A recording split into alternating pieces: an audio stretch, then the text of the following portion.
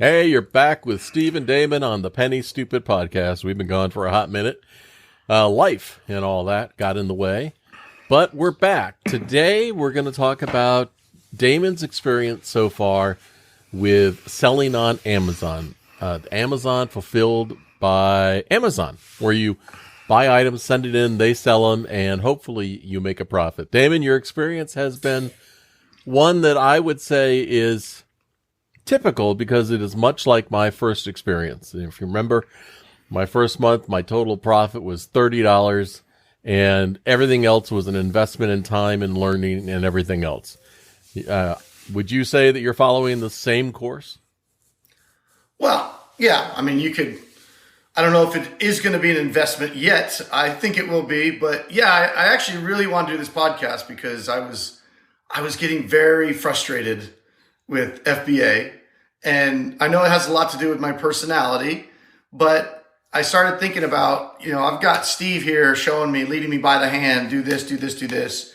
And I'm still having all these challenges. So I know there's thousands and thousands of people that try this. They buy a course and excuse my voice here. I'm screaming at softball for 2 weekends in a row and it's just gone. But stop for a second. Is your mic actually selected in Squadcast? Because it's so echoey. It sounds like it might be through another microphone. Hold on.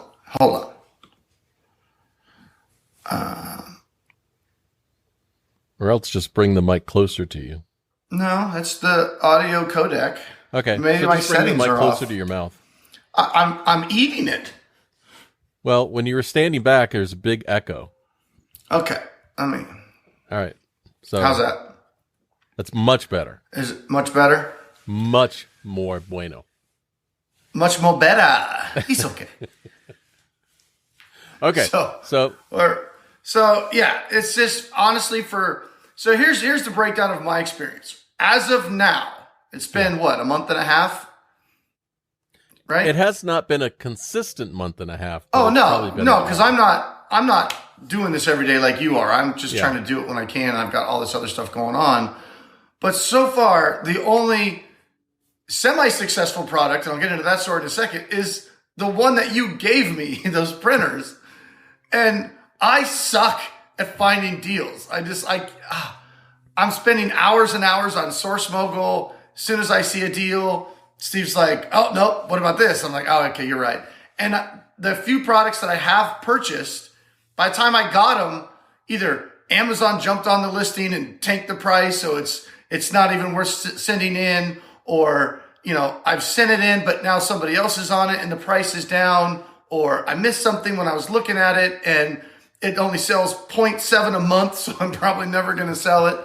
I mean, I do have some products that are in there. And then the other thing that just frustrates the hell out of me is Amazon takes forever to get it listed, it seems like. And not only that, of those 6 printers that I bought last podcast, I thought I sold all 6. I was all through the moon. I was like, this is the greatest business ever. So easy. I got these 6 label printers. Well, okay, no, Amazon didn't sell 6. And that was the confusing part too. They only sold 4, which in and of itself seems good. But apparently they effing lost 2 of them. So now we got to figure out where the hell those are. They're missing in action. So now I have to prove. They're essentially saying, you told us you sent us 6, but you only sent us 4. Right. I clearly sent them 6. We see all the stuff, the transfers, and they moved it around they moved those 2 printers around the United States for a month and then went, oh, we don't see any printers. Like, F you, bro. That's like $900 of inventory. They're just like, nope, don't have it. So I was really pissed off about that. I was, yelling about it, blah, blah, blah. And then to add insult to injury and really kick me in the nuts, one of the customers returned one of the damn printers. So out of the 4 I sold, technically I've only gotten paid on 2, and the payment on the 3rd is supposed to be coming in. Yeah. And the one that got returned, now they took that money out of what they were supposed to pay me. And to add insult to injury, it says customer damaged. These were brand new printers in the box, never opened. But so now customer damage doesn't mean much. Hey, this is my story, Steve. Let me tell my truth. All right. And then you can come in as the calm, cool, collected Amazon guru, and you can tell all of our viewers why it's frustrating, but here's the solution, right? Because this is why Steve and I are a good partnership. But this is my point. If you don't have a Steve, you're screwed. You're not going to get off the damn ground in this business. I would have fucking kicked it to the curb a long time ago. If I was trying to fly solo, I would have just been like, this is not going to work. So anyway, yeah. So out of the 6, 3 I'm getting paid for, 1 is returned, and 2 are missing in action. And unfortunately, the 2 missing in action represent all of my profit, right? If I don't get those 2 sold, I get like no profit. And then I've got some other products that I've been able to get that aren't winners. They're going to make some money, but they're still the dreaded FC transfer. The FC damn transfer. If you tried Amazon, you know what I'm talking about. So anyway, that being said, okay, I'm frustrated as hell. I'd much rather get in a car and go drive Lyft as my side hustle. That's me. But Steve, the good news is I found the ultimate hack, the ultimate cheat code. What's that? Right? To succeed at Amazon. Okay? Right. Listeners, listen up. You're going to want to hear this. This is the best cheat, and nobody's selling this. Nobody's got this. Ready? What? I'm ready. Put your wife on an airplane, send her to North Carolina. Steve will train her up for 2 solid days and send her back amped and ready to go. Ultimate cheat code. I ain't doing Amazon anymore. My wife's doing Amazon. I'm out. Fuck her out. That's well, it is true. We got Kathy here in North Carolina, and she spent a couple of days with us doing everything from sourcing to looking at products to figuring out what was good. I don't think we went to any. Yeah, we did. We went to one dollar store and sourced. And that was a train wreck. The store was so disorganized. But we went over packing, labeling, sourcing, everything. It was a crammed full 2 days. And as I put her on the plane and sent her back to you, I knew that was just the beginning. So she's, ready to source products and learn new lessons and look for things. And she's been asking me questions, great questions, and I've been helping her. So hopefully, you're on to phase 1A. Oh, guess where she's at right now? The store. She's out sourcing products. All right. So, in fact, the greatest thing ever was, because my wife is a very detail-oriented person, right? She's very spreadsheet, got to write it. I mean, she still uses a pen, with paper and like that kind of stuff, right? And it drives me crazy because we'll do things and she'll write it down on paper. And then she'll go and input it into the system on the computer. Yeah. Right? Like when we're dealing with clients and things and she'll take notes. I'm like, why don't you just take notes in the file on the computer? She's like, no, this is my process. She writes it all down and then sits down and composes her notes into the computer. It's like, it drives me crazy, but you know what? She always has all the information at all times. She's doing the spreadsheets that you showed her. Like, awesome. Every item is going in the spreadsheet. Yeah. That stuff's like watching paint dry for me. So anyway, ultimate cheat code, send your spouse to Steve. He'll train her up or him up, whoever. David said we should charge $15,000 for 2-day training. And my answer was no. It's not worth it. But the only problem with that was the 2 main people I talk to are Steve and my wife every day. And when they got together, they were just immersed in this crap for 2 days. And I didn't have anybody to talk to. Well, I loved training Kathy. It was great having her here. The downside was that I kind of got behind in what I needed to do. So now I'm trying to... Well, that's why we haven't had a video out for like a week and a half. I know. It's just been unbelievable. I was in charge of all 3 of my kids at the same time. And it was all I could do to survive because you trained Kathy for 2 days, but for me, it was 4 days because we had a travel day on both ends. Yep. And I was doing baseball and softball and still, having my business and all of this stuff. And I was like, I'm just trying to keep them alive and keep the house from burning down. I mean, it was like, I barely made those 4 days. Kathy came home. The house was just an absolute just disaster. I'm like, Well, you should have seen it before I picked you up. I tried. Vomit. Yeah, the last night before Kathy got home, my daughter wakes me up dead ass sleep. I'm so exhausted. It's like 12:30 a.m. And she goes, Dad, I don't think I can go to school tomorrow. I threw up. And I was like, what? Like, because sometimes she'll eat too much and just throw up a little bit. Mm-hmm. And so I was like, oh, get some water. You feel better? Okay, go back to bed. And she goes, I can't. I kind of threw up all over my bed. So I got up and oh my God, it looked like just like a massacre in her bedroom. Just, I don't know how to think about it. The bedspread is still out in the backyard. I threw it out in the backyard and hosed it. Yeah. And I think we're going to end up just throwing it away because I don't think that stain's coming out. In my life, that's just a problem for another day. I can't deal with it. Well, especially at 12:30. I went, Mom will be home tomorrow. In the backyard it goes. I would have probably done the same thing. So let's talk about your Amazon frustrations, all of which are valid. I have felt all of those things. I have dealt with those things. Here's the Phil Felt Found method right here, ladies and gentlemen. It's a great sales technique. Well, listen, he'll do he validates my feelings. Yes. He tells me he too has felt this way. And here's what he found. Watch, it's a great technique. Well, I'm just going to skip to number 3 then. So here's what he found. Yeah, here's what I found. I found that there is no great solution other than just recognizing the people that you're dealing with at customer service at Amazon as a seller are the least paid people there. Things don't make any effing sense at times.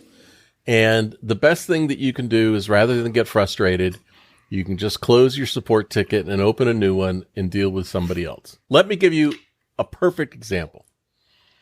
So yesterday or a couple days ago, I'm selling products on Amazon in the United States, Canada, and Mexico.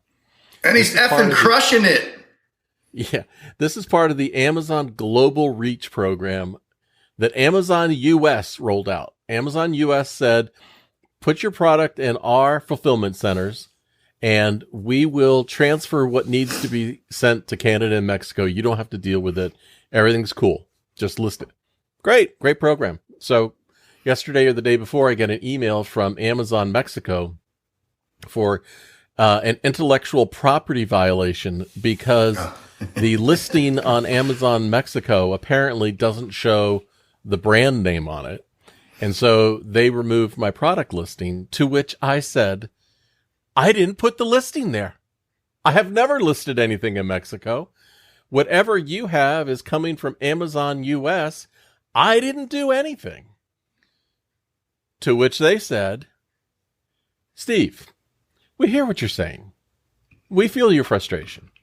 Can you please remove the intellectual property violation?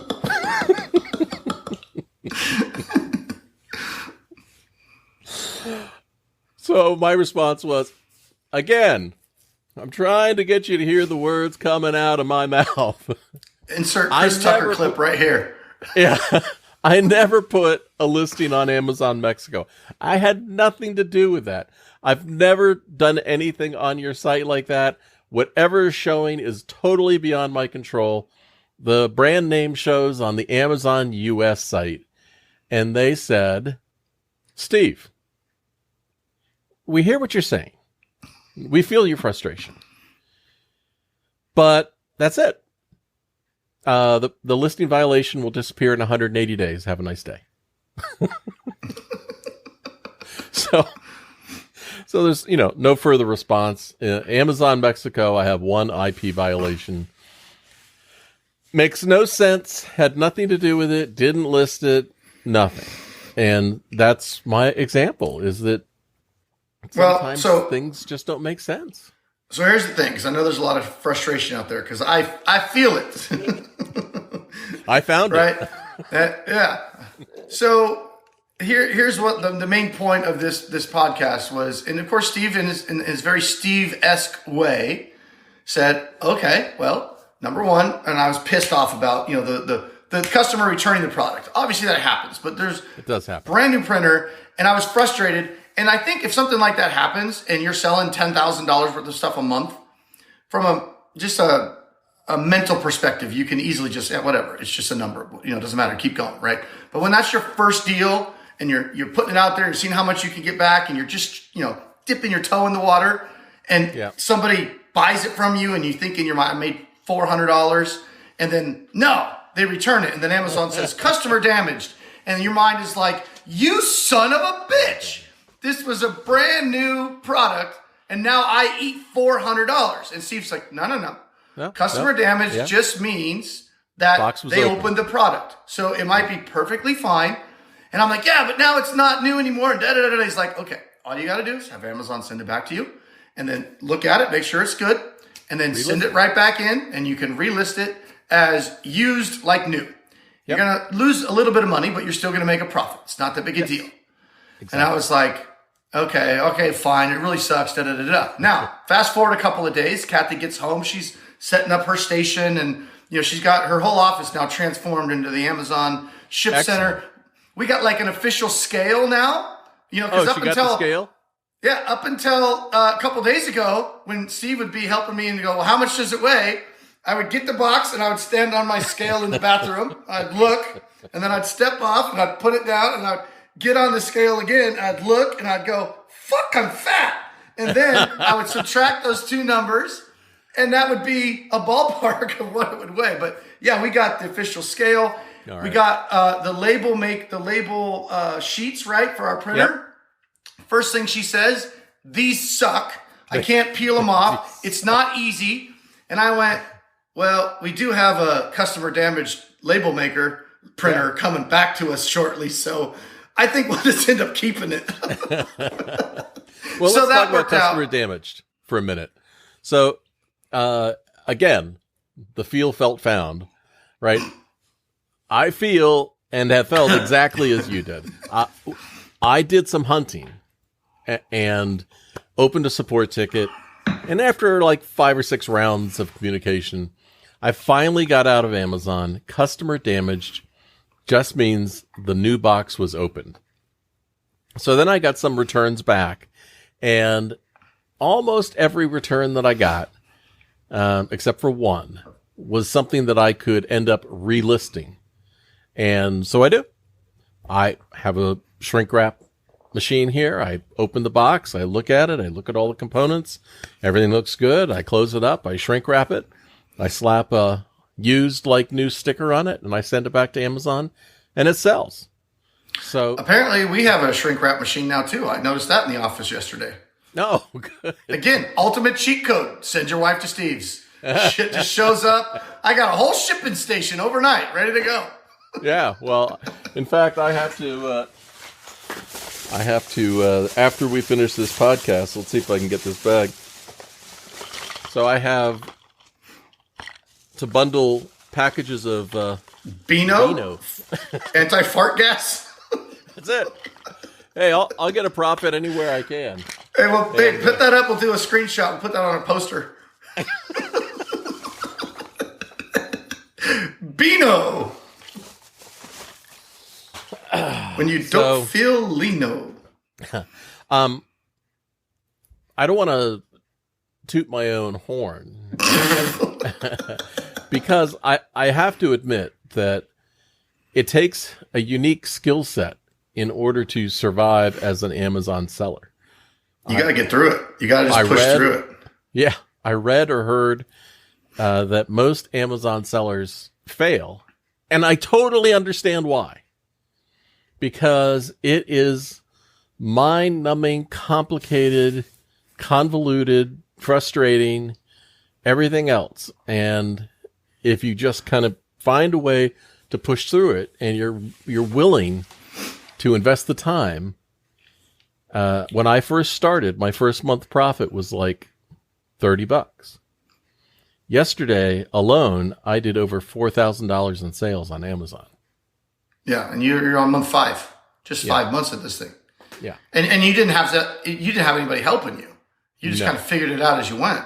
And the way I look at it is, as much as it sucks that it's frustrating and it's mind numbing and there's going to be a lot of pitfalls. I mean, as long as you go into it eyes wide open, think about it like this: if you push through that and you set your expectations correctly, you're not going to be a millionaire overnight.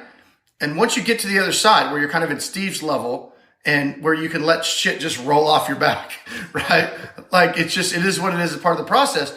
Think about this. It's actually a very good thing that it's this mind-numbingly frustrating, because if it was easy, you'd have millions of people competing with you and it wouldn't be a good business at all. Right. So the fact that it is just horrifically frustrating is a good thing for those that can get through it, because most people never will. They'll buy a course, they'll spend $1,000, they'll buy a couple of things, they'll lose money, and then they'll blame the guy that sold them the course, and this is a scam, and it sucks, and da-da-da-da, and they'll never end up doing it. So if you can stick through it, Steve's words of wisdom: start small, only buy a couple, don't get big eyes. You know, I had one today. I was trying. My biggest problem is I can't find any good deals.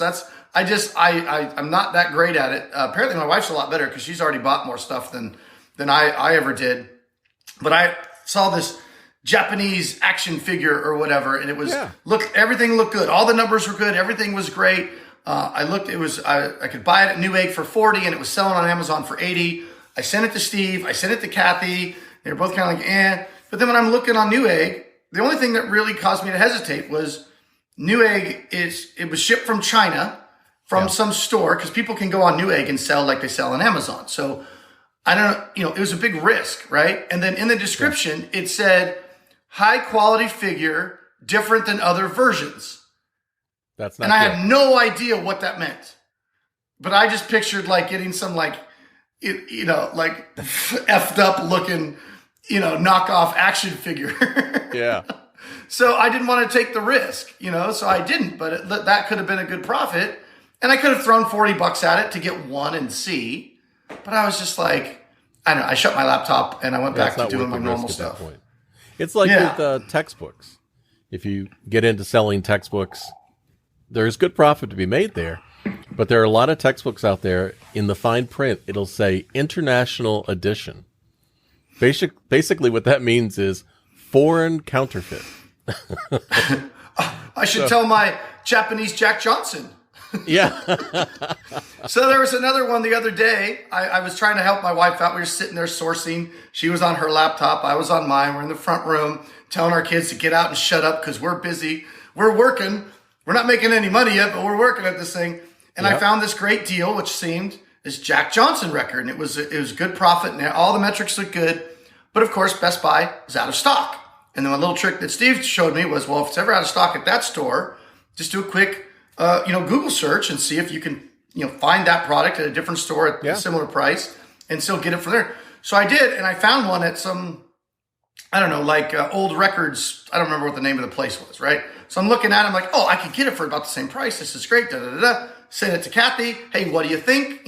She looks at it and she goes, this has Japanese writing on it. And I was like, what? Oh, so I almost bought the Japanese version. I'm sure it was still Jack Johnson singing in English, but the cover was made for Japanese. So that obviously, if somebody wanted that Jack Johnson vinyl album, people that buy vinyl are very particular about what they're getting, right? It's not just, I just want the song. You can download the damn song.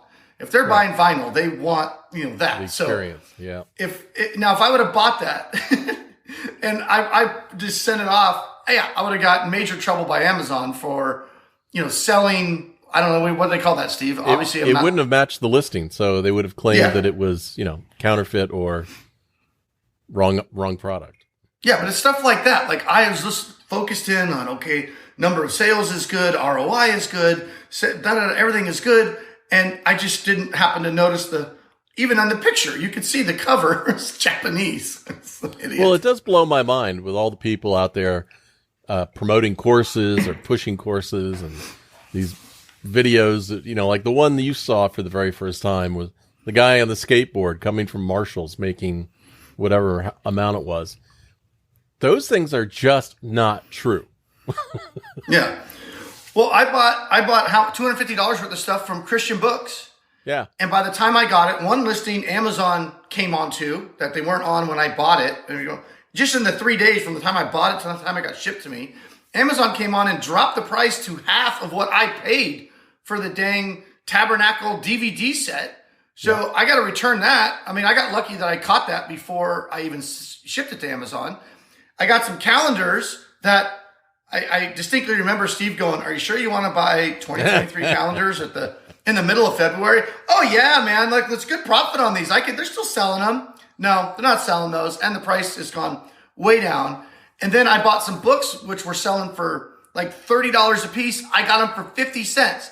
Well, they weren't selling for $30 a piece. It was one guy on FBM that was dreaming up there at $30. And then now there's an FBA guy with a ton of them at like $12.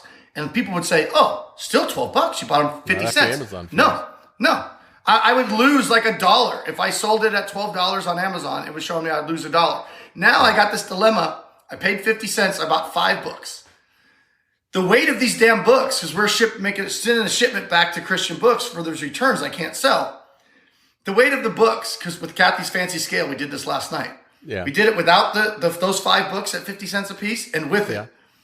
The price of the media mail goes up the exact same amount of what I would get returned to me if I sent back these 5 books. So now I got these 5 books. I'm out $2.50, but it's not worth sending it back. So I'm like, okay, so what would my kindling for the fireplace? Yeah. Well, you say look it up on eBay, but you can't make a profit on eBay. At that point, donate them. You donate. I would or pitch them. Oh well, you're cruel. I would take them. I would take them to Goodwill. Speaking of which, really cool story. Well, it's not cool on the podcast, but it was cool to me. I did a Lyft ride the other day to the CEO with the CEO of Goodwill. Super cool guy.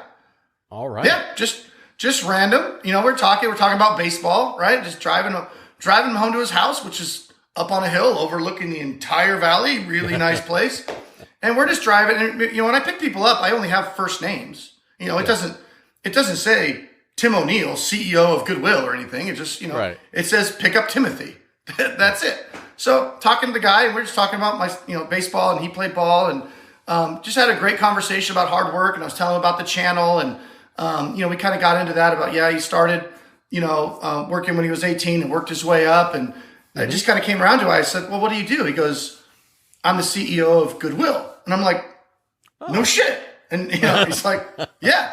But super down to earth dude, like super cool conversation.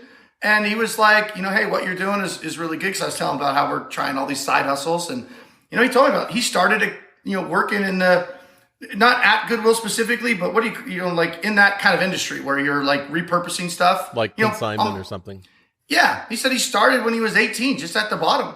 Yeah. And now he's the CEO of Goodwill. And he said, basically luck and hard work is what got him there. Absolutely.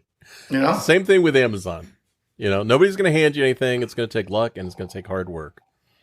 So where I am right now, the builder is coming in a couple of hours for my estimate.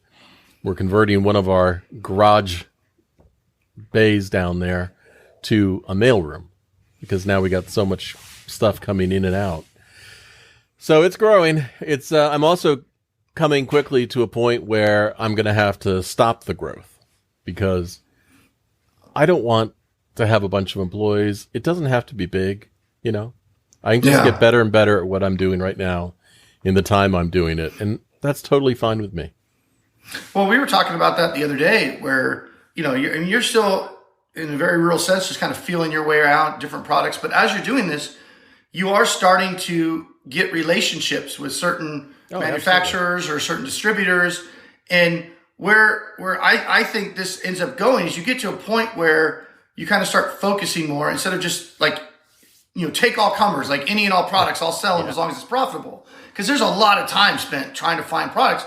You eventually, I think, would want to get to a point where you've got some pretty steady products, you've got good relationships with these suppliers, and then you're essentially, once you feel comfortable with that relationship and those products, you're growing that volume. So as you find those good products, instead of saying, I'm going to buy 3 of those, I'm going to buy 2 of those. Oh, sweet. I made, $50. Now you say, okay, this is going to work. I'm going to buy 50 of those. I'm going to buy 75 of those. And I'll let those sit there and it'll take 6 months to sell out. But now that time that you spent at the beginning, learning that and creating that relationship now then allows you to later have the confidence to say, I can pick up 50 of these units and sell those. And now you're getting a much bigger return on your investment of your time to find that stuff. So that's what you really have to fight through in the beginning. You got to get through that. No, it can get better. I started selling this one open box electronic item and ordered 2 in the beginning. Then I ordered 4 and then I ordered 5. And I became comfortable. Okay, these things are going to sell. The profit margin is good. And I just ordered 50. So I think that the Amazon FBA experience is divided up into lost in the desert, hunter, and farmer. Meaning, in the beginning, you don't know what you're doing, where you're going. Everything feels frantic and panicky and hopeless and everything else.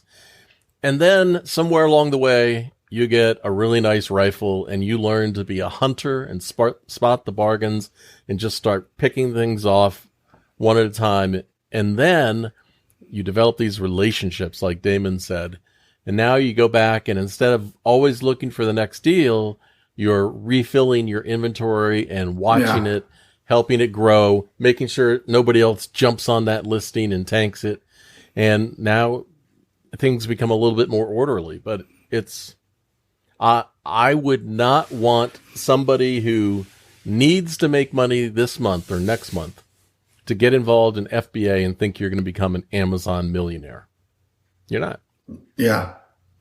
Yeah, I agree. So you just got to see the light at the end of the tunnel, and you just got to, fight through this initial frustrating part, because I don't throwing a percentage out would be meaningless because I don't know, but I would say it kills 98% of the people that buy a course and try this are done within 3 or 4 months. They're just like, screw it.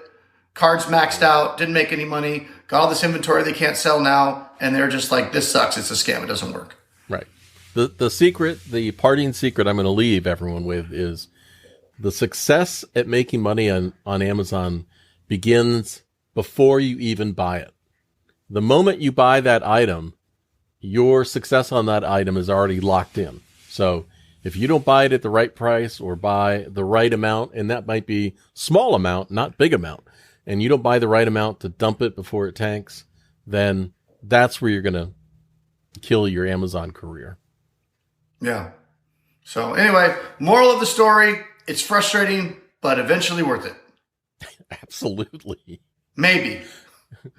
Well, at least over here in North Carolina, it's absolutely worth it. Yeah. And stay tuned. We'll be announcing show times for the Steve Show, where you can pay $15,000 and send your spouse to Steve's house. No. And it's a joke, by the way. It would be at least 25. I'm not doing that for 15 grand. I did it to you because out of love and respect and, caring for you and your family. But for everybody else, no. Steve's like, no amount of money. And I was like, you wouldn't do it for 15 grand? He's like, no. I'm like, dude, I'll fly to your house. You can go out into the new cottage you built. I'll stay in your house for 2 days. And I'll just tell them what to do after you tell me what to do. Okay. All right. We can do that. I'm okay with that. I'll give you 20% to stay out of the house for 2 days. Deal. All right. There we go. New business idea. Take care. Peace. All right. Well, we got your frustrations aired and fuel felt found. I